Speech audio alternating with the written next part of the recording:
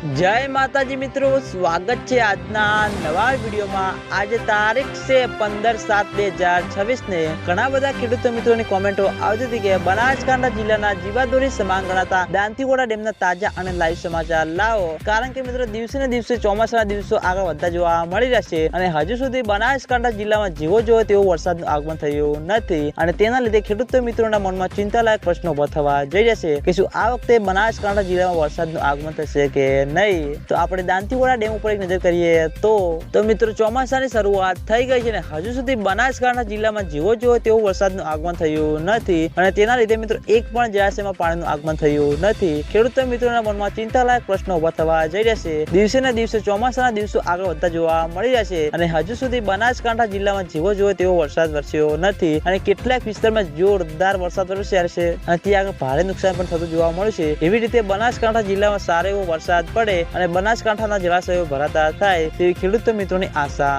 છે અને આજના વિડીયોમાં આટલું હતું। તમે બધા અમારી ચેનલ ઉપર નવા હોય તો વિડીયોને લાઈક કરી દેજો, કોમેન્ટ કરી દેજો અને ચેનલને સબસ્ક્રાઇબ પણ કરી દેજો, જેથી કરીને અમે દાંતીવાડા ડેમના અવનવા વિડીયો લઈને આવીએ તો સૌથી પહેલા તમને ખબર પડી જાય। તો મિત્રો, જય માતાજી।